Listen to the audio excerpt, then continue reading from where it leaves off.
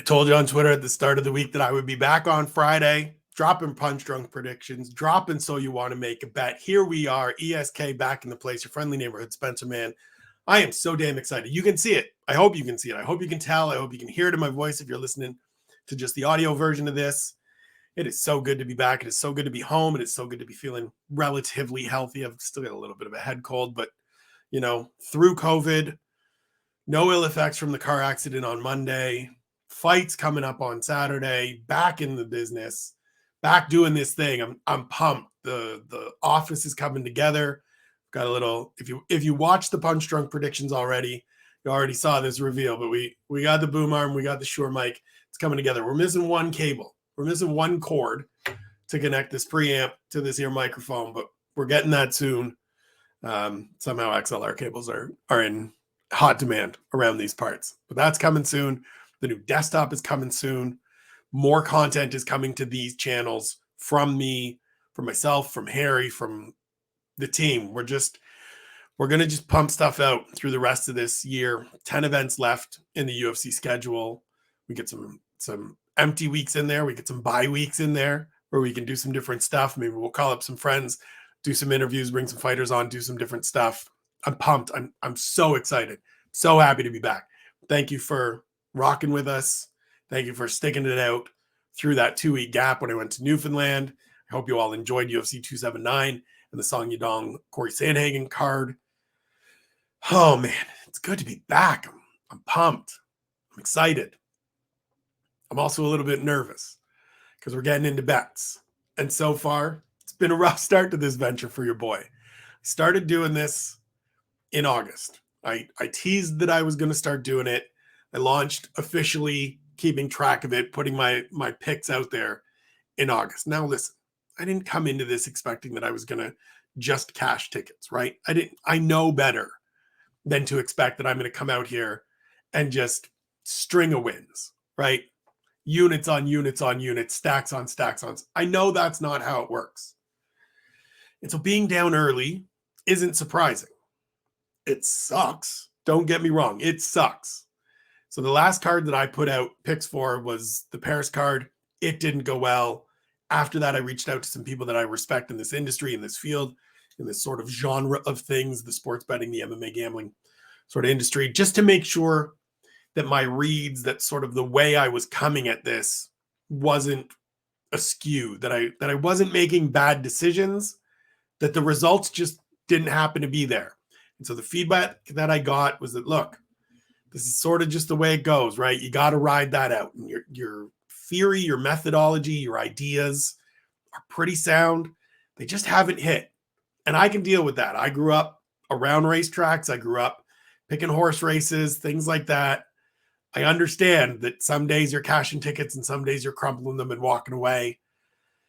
So far, I've been crumpling them and walking away. So I started tracking them, as I said, at the start of August.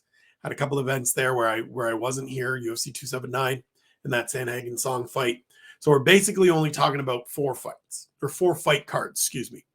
So far, I've wagered 33.5 units. I've returned 27.53 units. And that's a total loss of 5.97 units, which is a return of investment of negative 17.28%. All of which is not great, Dave. But this weekend is a chance to get it moving in the right direction.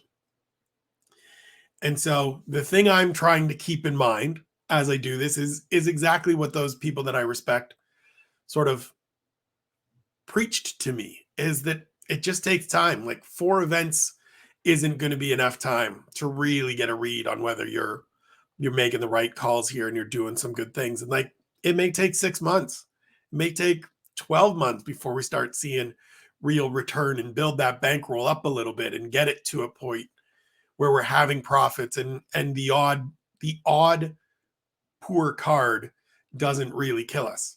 Starting point here, this early stages of the things, bad nights look even worse on the ledger, right? They look even worse because there's no track record of success yet.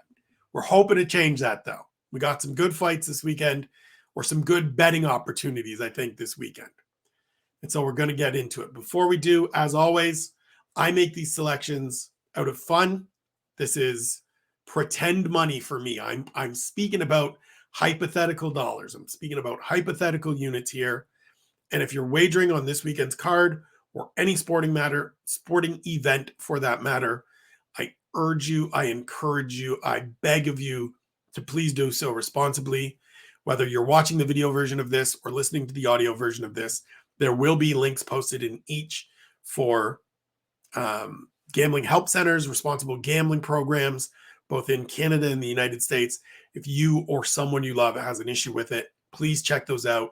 This is meant to be fun. We're meant to have a good time with this. This is money that you can afford to lose, is the way I will always put it.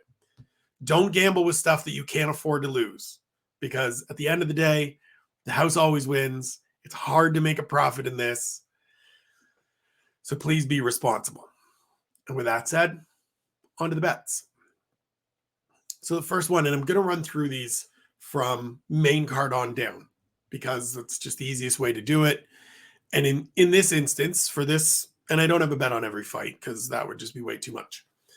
But in this instance, in this fight card, the main event is actually the one where I've invested the most, and that's Mackenzie Dern with 1 unit to win by finish at -110, 1 unit to win by decision at +350, half a unit to win in round 1 at +300, and then a quarter unit to win in round 2 at +500, round 3 at +900, round 4 at +1600, and round 5 at +2800. So clearly, I think Mackenzie Dern is going to win. If you watch the Punch Drunk predictions, explained there that I think she just has so many more avenues to get this done. I don't necessarily think that Xiaonan has a great deal of ways to win this fight. She's not a power hitter. She's not a submission threat. She's not going to out-grapple Mackenzie Dern. And so it would have to be death by 1,000 cuts, right? High volume punching approach. And I just don't see that happening. And so in assessing this to where I think Dern wins, I wanted to look at ways to get some value, right? Mackenzie Dern's a big favorite in this fight.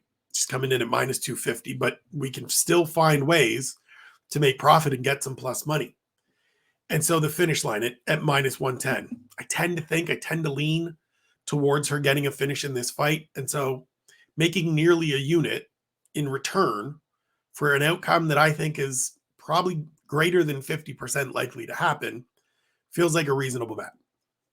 I throw the 1 unit on there for the decision because I do think there is the possibility that if Dern can't get this done by submission in sort of the first 3 rounds, we end up seeing a fight that goes the distance, that goes 25 minutes, that she has to sort of just kind of get through a last 10 minutes, being a little tired, not necessarily having the oomph to take Xiaonan to the floor a bunch of times and hunt for finishes. And so that to me is one of those, listen, if it gets there and that's how it plays out, it's a nice return for a unit, right? You get 4.5 units back for 1, and it makes all of these other expenditures. It's pure, it's all profit. If that's how it plays out, we're still coming away from this fight with a profit. Now, in going with the round picks and going with the win by round selections, I've done the math, right? I've sat down. This isn't just like, oh, we'll throw it out there and I think she's going to finish, so let's chase odds. I've done the math on this. The only way that I come out of this fight losing money is if Mackenzie Dern wins by stoppage in the second round, because I've invested a total of 3.5 units. If she wins in the second round, that returns 3.41 units. So I'd be down 0.09 units. That's a risk I'm willing to take. That's a chance I'm willing to take, because every other combination produces positive returns. Whether we're talking, 3.9 units, 3.91 units for a round 1 finish, which means a very small profit, or, crazy numbers like 9.15 units if she gets a 5th round stoppage win. And so to me, the small risk of a second round finish costing me less than 0.1 units is worth the rest of these picks. I do think she gets the victory. We'll see how it plays out. If she wins, we cash some tickets and we just see how much all of that adds up to and where that comes out. Next bet we've got Raoni Barcelos, half a unit to win by decision at +300. Barcelos isn't really a big finisher, but I do think he is the superior fighter of the two in his fight with Trevin Jones. He's looking to get back in the win column. Both these guys have lost 2 straight fights. And a return to me of 1.15 units on a half unit bet is pretty reasonable for a guy that I think wins this fight probably 3 out of 4 times, right? Like going into even the fight with Timur Valiev and then the fight with Victor Henry after that earlier this year, Barcelos was the favorite. He was a guy that we were talking about as maybe being sort of a dark horse in the bantamweight division. Things didn't break that way, and he suffered these 2 straight losses, but I still think he's the superior fighter of these guys. I think he's in that second 15 in the bantamweight division, and I think he comes out and has a much better performance than he has in these last 2 fights against the guy in Trevin Jones that presents a little bit of danger. But as I said, he too has lost his last 2 fights. He's got big power, but doesn't necessarily throw a ton. Barcelos is a fairly smart guy. And so to get plus money on a decision victory from a guy that isn't necessarily a big finisher against a guy that isn't necessarily easy to put away feels like a reasonable wager for me on Saturday.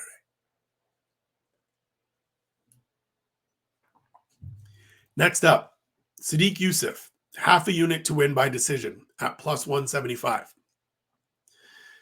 I know a lot of people are going to think this one's crazy because he's facing Don Shainis, who is a 31-year-old promotional newcomer, and Sodiq is a minus 1,000 favorite. But hear me out. Sorry, got a cough. Now you can hear me out. So Shainis has a little pop, as I said on the Punch Drunk predictions, right? He's been finishing guys in the first round. And so I want to make this little play. This feels like a little spot to just get a small little bet in to maybe get a return on Sodiq Yusuff, just playing it smart. Because, as I said, he's a minus 1,000 favorite. So we're staying all the way away from that. He's also minus 163 to finish. And the under 1.5 round comes in at minus 163 as well. So all of those things that you would think of from a Sodiq goes out and has a dominant performance don't feel like value to me. But this does. Because if he decides to go out there and look, maybe Don Shainis is better than we all want to give him credit for. I'm hard pressed to give too much credit to a guy that fought professional opponent and professional loser Jay Ellis just a couple fights back. But you can only face the guys that they stick in front of you. He's beat former UFC fighter Cody Pfister. He's beat Chris Lencioni. There's some okay wins in there. There's some finishes, as I said. And so this is just a little play in case Sodiq decides, I'm not going chasing. I'm not putting myself in jeopardy. This is all risk, no reward for me. So let me just go out here, get this victory over this man, get my hand raised, stay out of trouble, and we'll move forward. And maybe we'll reschedule the Giga Chikadze fight. Maybe we'll get into something a little bit even higher, further up in the rankings than that. Just a small little play. If it happens to go the distance, half a unit turns into 1.38 units. I'll take that profit. Next up, bantamweight division, John Castenada and Daniel Santos. I like Castaneda here, so we're going half a unit to win by decision at plus 162 and half a unit to win by stoppage at plus 220. Basically, John Castaneda wins, we win. Those are the things I like. This feels to me like one of those matchups, and I know I'm going over things that I said on the Punch Drunk predictions, so if you've watched that, listened to that, and are back here, I apologize that you're hearing things twice, but for the folks that are only listening to the betting show, only listening to these selections, I've got to get it out there as well. This matchup's weird to me. John Castaneda is coming off 2 straight wins. Daniel Santos is coming off a loss in his debut. Castaneda is a minus 188 favorite, and so there's no value in that to me. I think he wins this fight, but it's too much of a risk to put anything in there for not a great return. But this is a way to get plus money on a guy that I like, and all he has to do is win. And so as long as he wins, as I said, I turn a profit. As spent a unit here, it returns 1.31 units for the decision and 1.60 units for the stoppage. So if he goes out and gets a victory, we make 0.3 units or 0.6 units, and small profits are still profits. And for a guy that's down on the year and looking to cash some tickets and looking to claw back some money and get closer to being, in the plus digits, in the plus numbers, situations like this feel like a good spot to get a little bit of it. This next one is one where we're trying to get a little bit more maybe than, it's not necessarily getting greedy, but it's taking a chance on an underdog. Jessica Penne, Tabitha Ricci, 0.5 units to win on Jessica Penne at plus 180. This is one of two underdog plays, just straight up underdog win plays that I like on this card. Jessica Penne has a considerable height and reach advantage over Tabitha Ricci. She's faced vastly superior competition, and not just talking about going all the way back to, Rena Marcos and then fighting for the strawweight title where she got obliterated by Joanna Jędrzejczyk. I'm talking even recently, right? Emily Ducote is a very good opponent. Win over Karolina Kowalkiewicz is a good win. Win over Luby Godinez in her first fight back in 4 years is a good win. Whereas Tabitha Ricci lost her debut, fine, throw that one out. Manon Fiorot up a division, doesn't really count. The wins over Maria Oliveira and Polyana Viana are solid wins, but they don't blow me away. They're not fights where I was like, oh my God, I see the I think Tabitha Ricci is going to be a real contender in this division. I'm just not sold. And so I do think that there's the possibility that Penne, being the veteran, knowing how to use her length, being a good grappler herself, being a little bit more skilled, a little bit more savvy, is able to go out there and defend some of these takedowns, win some of these scrambles, maybe get into some favorable positions for herself.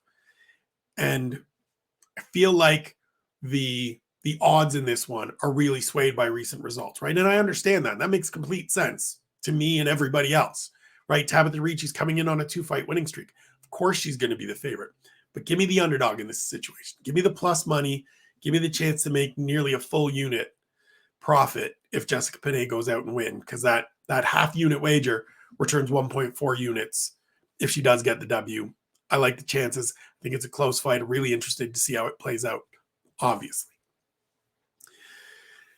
Next one, a quarter unit, so 0.25 units on Maxim Grishin to win by decision at plus 150.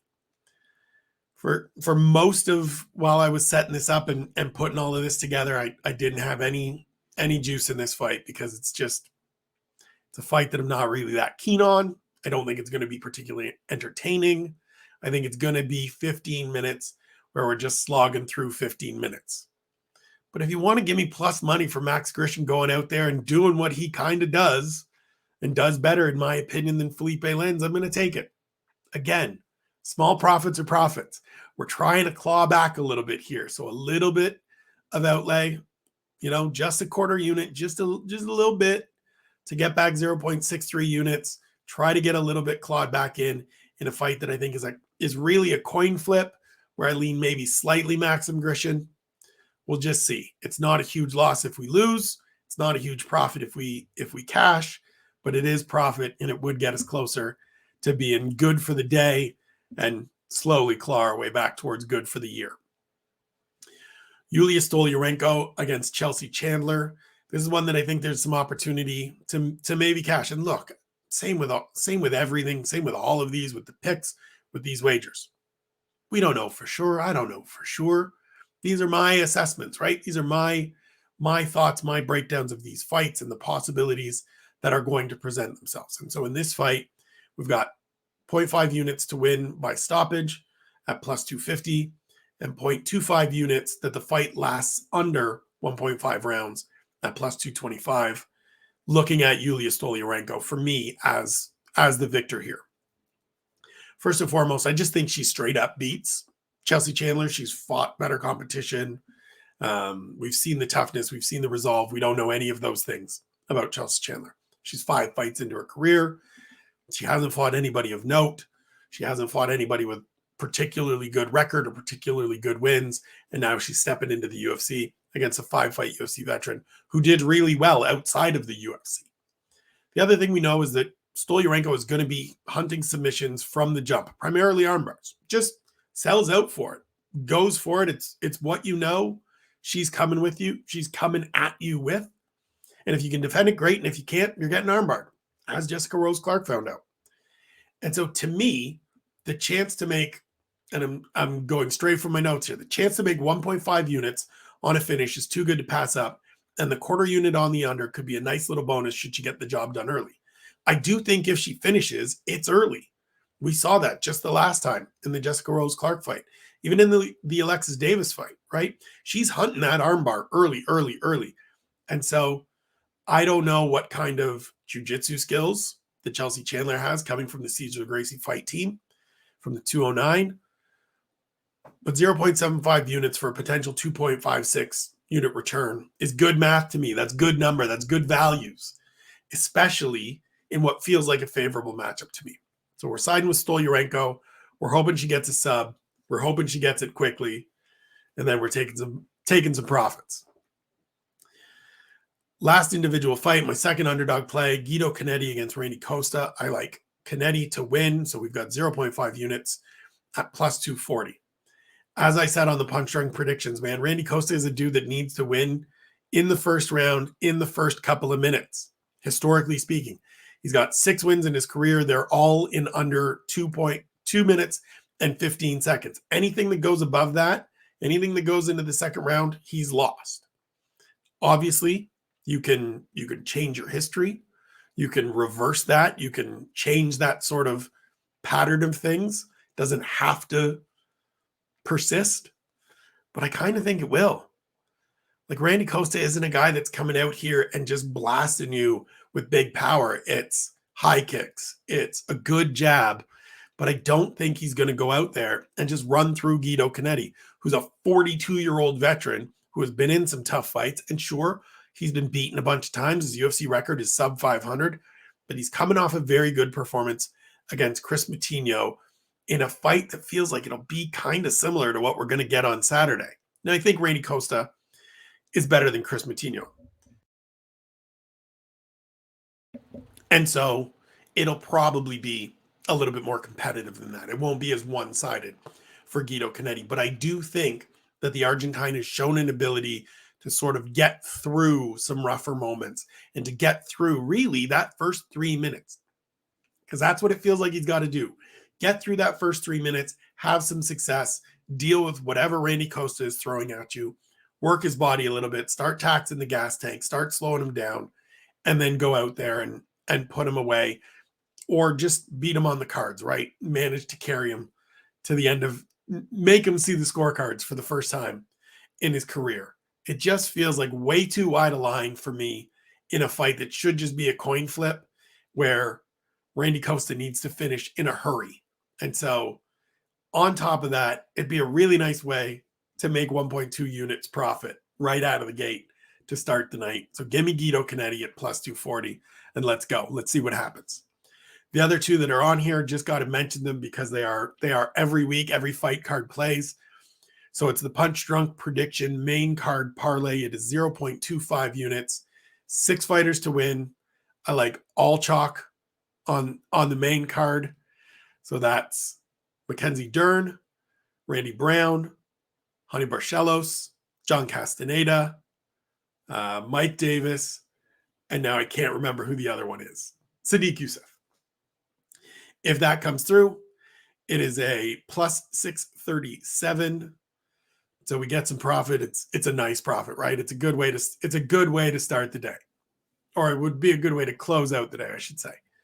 And then the full card parlay, which is 13 fighters at 0.25 units. It's an astronomical number. I'm not going to lie. It is plus 110,205 in terms of the odds. So if that one cashes, if this is the week where I go perfect, and I haven't been perfect in a long, long time. It's been a couple of years now since we've had a perfect night. If this happens to be the night where we have a perfect night, we're suddenly going all the way into the profit, all the way into the black in terms of successes. And I'll be back on here on Sunday with Harry for next day takeaways, just giggling about getting 13 for 13. I don't think it's going to come, but I make these bets. The reason I make these plays is just in case, right? Because there's nothing that would suck more. There is nothing that would suck more than to go 13 for 13 or 12 for 12 or whatever it is, perfect for a fight card, and not have just dabbled a little, not just it's a quarter of a unit. We're not going to miss it. It's not a huge amount. If these two don't come in, it's half a unit total. But if one of them does or both of them do, we're golden. So we put them out there. In all, for UFC Vegas 61, it's 8 units wagered. All we can do now, sit here, see how things play out. It's been a rough start. Hoping to get it going to the positive again. Glad to be back. I'm glad you guys are with us. As always, thank you for tuning in, for following both this channel and the Substack, for following me on Twitter, for supporting the boys at Severe. We love you. We appreciate you. Enjoy your weekend. Enjoy the fights. Hope you cash some tickets. We'll talk to you on Sunday.